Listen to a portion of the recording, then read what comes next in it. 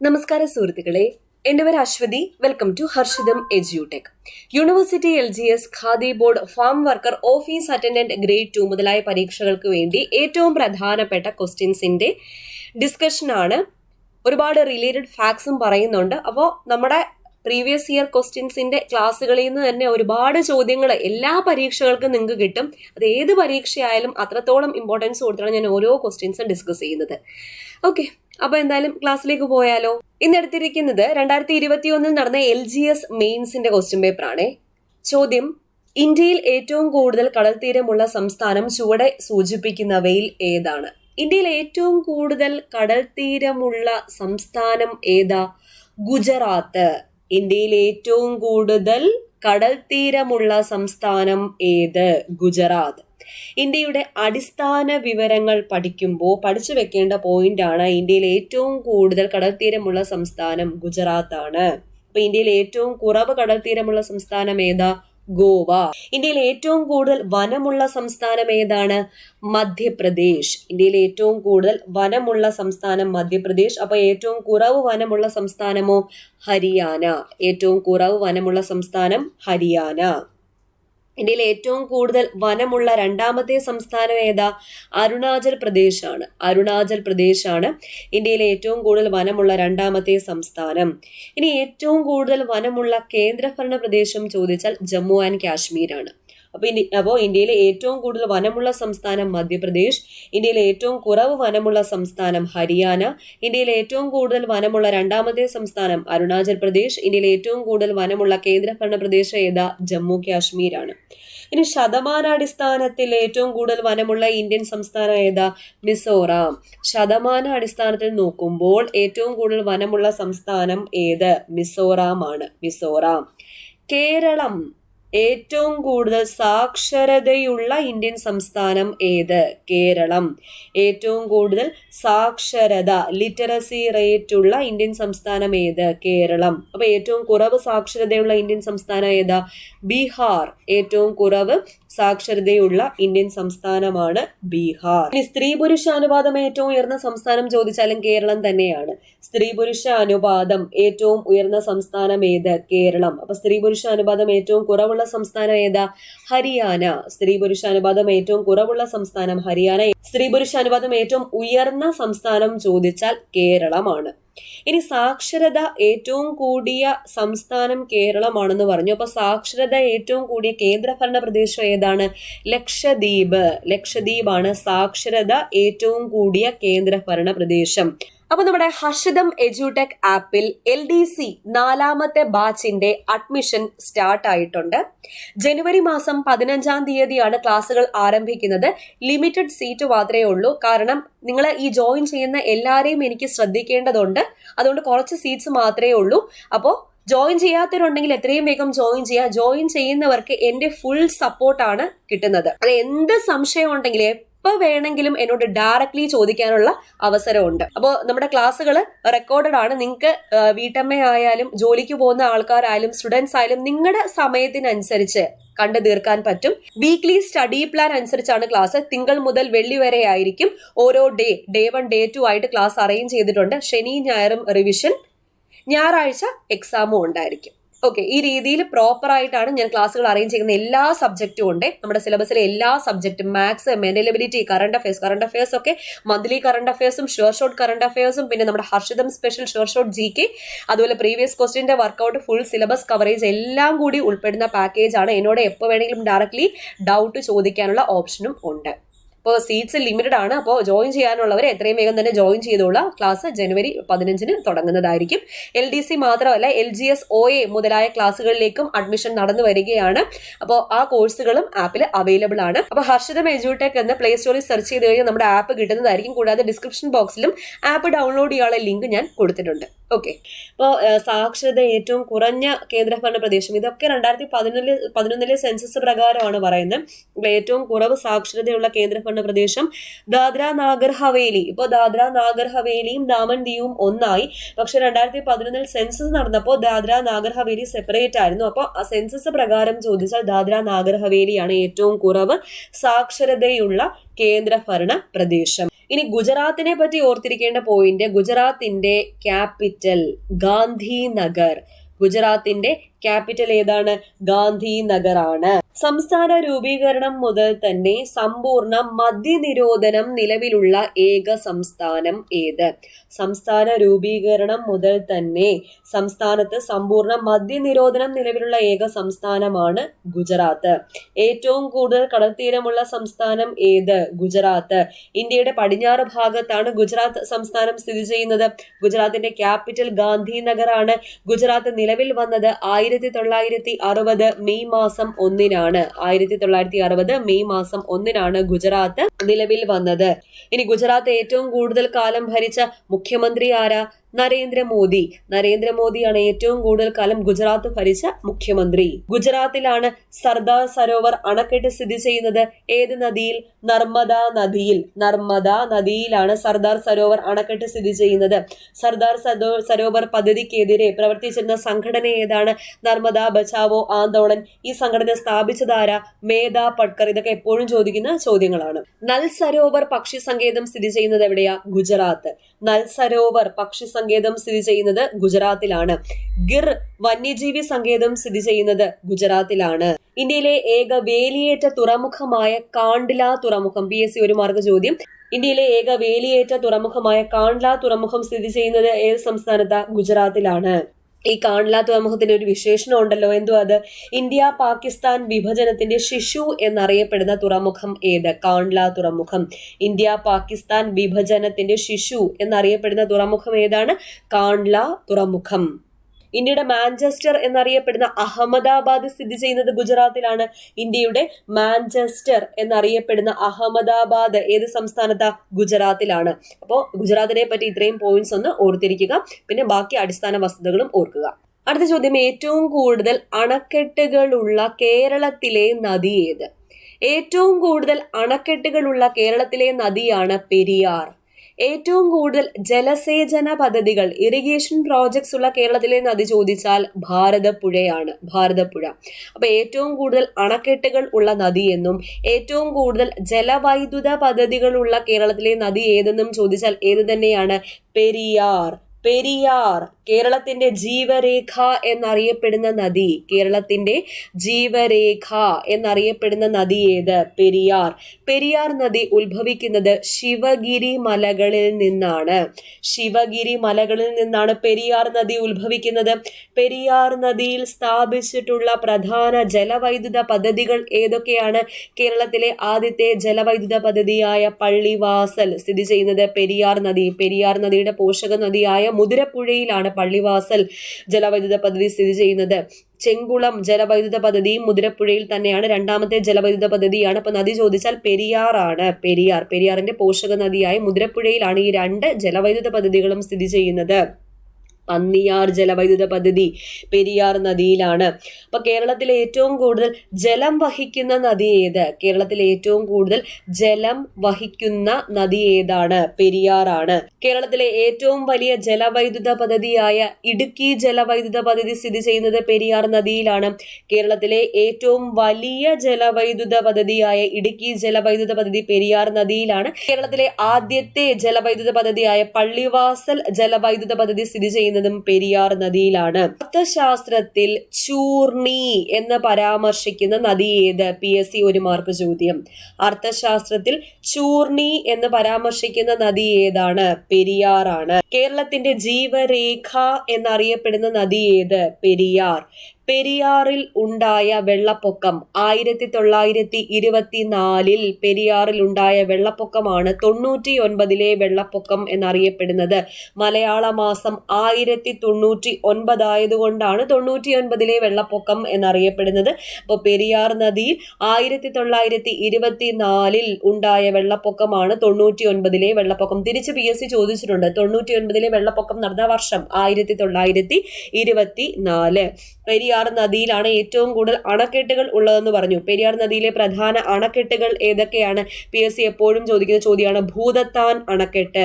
ഭൂതത്താൻ അണക്കെട്ട് ഏത് നദിയിലാണ്? പെരിയാർ നദിയിലാണ്. ഭൂതത്താൻ അണക്കെട്ട് എറണാകുളം ജില്ല. ഇടുക്കി അണക്കെട്ട് പെരിയാർ നദിയിലാണ്. ആനയിറങ്കൽ ഡാം സ്ഥിതി ചെയ്യുന്നത് പെരിയാർ നദിയിലാണ്. മുല്ലപ്പെരിയാർ അണക്കെട്ട് പെരിയാർ നദിയിലാണ്. ഇടമലയാർ അണക്കെട്ട്, മാട്ടുപ്പെട്ടി അണക്കെട്ട്, ചെങ്കുളം അണക്കെട്ട്, പള്ളിവാസൽ അണക്കെട്ട് ഇവയൊക്കെ സ്ഥിതി ചെയ്യുന്നത് പെരിയാർ നദിയിലാണ്. അപ്പൊ കേരളത്തിലെ ഏറ്റവും വലിയ ജലവൈദ്യുത പദ്ധതിയായ ഇടുക്കി ജലവൈദ്യുത പദ്ധതി പെരിയാർ നദിയിലാണ്.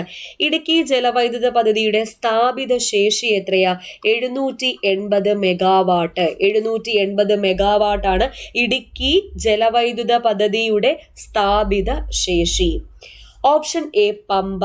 ബാരിസ് എന്ന പുരാതന കാലത്ത് അറിയപ്പെട്ട നദിയാണ് പമ്പ. ബാരിസ് എന്ന പ്രാചീന നാമത്തിൽ അറിയപ്പെട്ട നദി ഏത്? പമ്പ. ദക്ഷിണ ഭാഗീരഥി പമ്പ. ദക്ഷിണ ഭാഗീരഥി എന്നറിയപ്പെടുന്ന നദി ഏതാണ്? പമ്പ. ഭാരതപ്പുഴ. പേരാർ എന്നും നിള എന്നും അറിയപ്പെടുന്ന നദി ഏതാണ്? ഭാരതപ്പുഴ. കേരളത്തിലെ ഏറ്റവും വലിയ രണ്ടാമത്തെ നദിയാണ് ഭാരതപ്പുഴ. ചാലിയാർ. ബേപ്പൂർ പുഴ എന്നറിയപ്പെടുന്ന നദി ഏതാ? ചാലിയാർ. കേരളത്തിലെ ഏറ്റവും നീളം കൂടിയ നാലാമത്തെ നദി ഏതാണ്? ചാലിയാർ ആണ് കേരളത്തിലെ ഏറ്റവും നീളം കൂടിയ നാലാമത്തെ നദി. ചാലിയാർ ലഹള നടന്നത് ചാലിയാർ നദിയെ സംബന്ധിച്ചാണ്. അതായത് മലിനീകരണത്തിനെതിരെയാണ് ചാലിയാർ ലഹള നടന്നത്. അപ്പൊ ചാലിയാർ ലഹള ഏത് നദിയുമായി ബന്ധപ്പെട്ടിരിക്കുന്നു എന്ന് ചോദിച്ചാൽ ചാലിയാർ നദിയുമായി ബന്ധപ്പെട്ടിരിക്കുന്നു. ചാലിയാർ നദി ഉത്ഭവിക്കുന്നത് എവിടെ നിന്നാണ്? ഇളമ്പലേരി കുന്നുകളിൽ നിന്നാണ് ചാലിയാർ നദി ഉത്ഭവിക്കുന്നത്. ബേപ്പൂർ പുഴ എന്നറിയപ്പെടുന്നത് ചാലിയാറാണ്. ഇളമ്പലേരി കുന്നുകളിൽ നിന്നാണ് ചാലിയാർ നദി ഉത്ഭവിക്കുന്നത് എന്ന് ഓർക്കുക. അപ്പൊ കേരളത്തിലെ നദികൾ വളരെ ഇമ്പോർട്ടന്റ് ആണ്. നമ്മൾ സിലബസിലുള്ള ടോപ്പിക്കാണ്, എപ്പോഴും ചോദിക്കാറുണ്ട്. 1 മാർക്ക് അവിടെ ഉറപ്പിച്ചോളാം. ഞാൻ ഈ പറയുന്ന ഓരോ ക്വസ്റ്റ്യൻസും ഓരോ ടോപ്പിക്കായിട്ട് കണ്ടിട്ട് നിങ്ങൾ ആ ഓരോ ടോപ്പിക്കിലെയും ഡീറ്റെയിൽസ് കാര്യമായിട്ട് നോക്കിക്കോണേ. അടുത്ത ചോദ്യം നോക്കാം. ഇന്ത്യയിലെ ആദ്യത്തെ ഇക്കോ ടൂറിസം കേന്ദ്രം ഏതാണ്? ഇന്ത്യയിലെ ആദ്യത്തെ ഇക്കോ ടൂറിസം കേന്ദ്രം ഏതാ? തെന്മല. തെന്മല. ഇന്ത്യയിലെ അല്ലെങ്കിൽ കേരളത്തിലെ ആദ്യ ഇക്കോ ടൂറിസം പ്രോജക്റ്റ് തെന്മല. ഏഷ്യയിലെ ആദ്യ ബട്ടർഫ്ലൈ സഫാരി പാർക്ക് തെന്മല. ഏഷ്യയിലെ ആദ്യത്തെ butterfly safari park safari park Thenmala. നിലവിൽ വന്ന വർഷം 2008. തെന്മല ഏത് ജില്ലയിലാ? കൊല്ലം ജില്ല. തെന്മല ഏത് ജില്ലയിലാണ്? കൊല്ലം ജില്ലയിലാണ് സ്ഥിതി ചെയ്യുന്നത്. കൊല്ലം ജില്ലയെ പറ്റി ഒരുപാട് ചോദ്യങ്ങൾ PSC ചോദിക്കാറുണ്ട്. കേരളത്തിലെ ഏറ്റവും കൂടുതൽ കശുവണ്ടി ഫാക്ടറികൾ ഉള്ള ജില്ല ഏത്? കേരളത്തിലെ ഏറ്റവും കൂടുതൽ കശുവണ്ടി ഫാക്ടറികൾ ഉള്ള ജില്ല ഏത്? കൊല്ലം ജില്ല. കേരളത്തിലെ ആദ്യത്തെ തുണിമില്ല് സ്ഥാപിതമായ ജില്ല ഏത്? കൊല്ലം ജില്ല. കേരളത്തിലെ ആദ്യത്തെ പേപ്പർ മില്ല് സ്ഥാപിതമായ ജില്ല ഏത്? കൊല്ലം ജില്ല. ഏതാ paper mill? Punalur paper mill. Punalur paper mill സ്ഥാപിതമായ വർഷം 1888. കേരളത്തിൽ ഏറ്റവും കൂടുതൽ ആത്മഹത്യാ നിരക്കുള്ള ജില്ല ഏതാ? കൊല്ലം. കേരളത്തിലെ ഏറ്റവും വലിയ ശുദ്ധജല തടാകം ഏതാണ്? ശാസ്താംകോട്ട കായൽ. അത് 1 മാർക്ക് ചോദ്യം.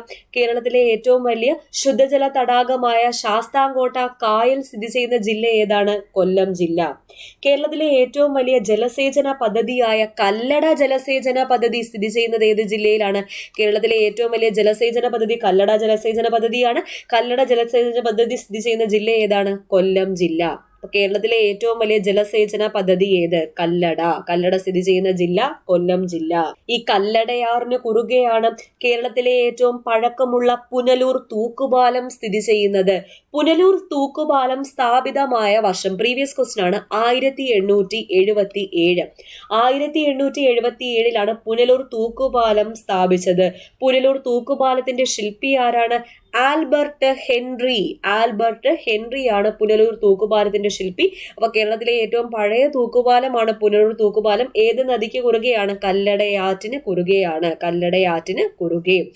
മൺറോ തുരുത്ത് സ്ഥിതി ചെയ്യുന്നത് കൊല്ലം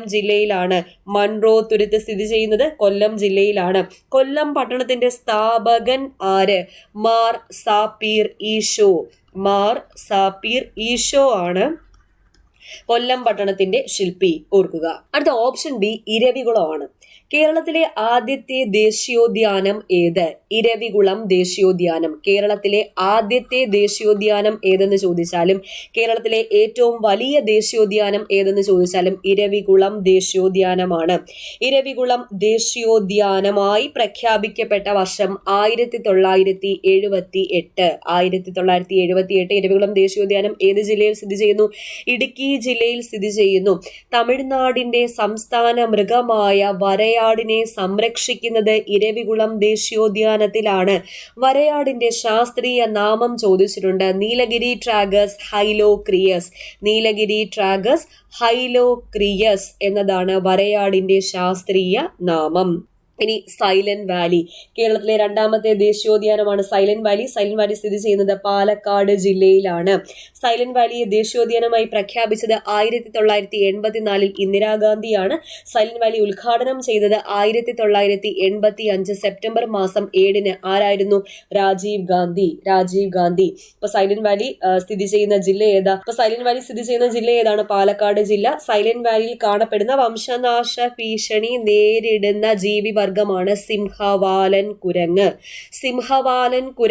സൈലന്റ് വാലിയിൽ കാണപ്പെടാനുള്ള കാരണം വെടിപ്ലാവിന്റെ സാന്നിധ്യമാണ്. വെടിപ്ലാവിന്റെ സാന്നിധ്യം മൂലമാണ് സൈലന്റ് വാലിയിൽ സിംഹവാലൻ കുരങ്ങുകൾ കാണപ്പെടുന്നത്.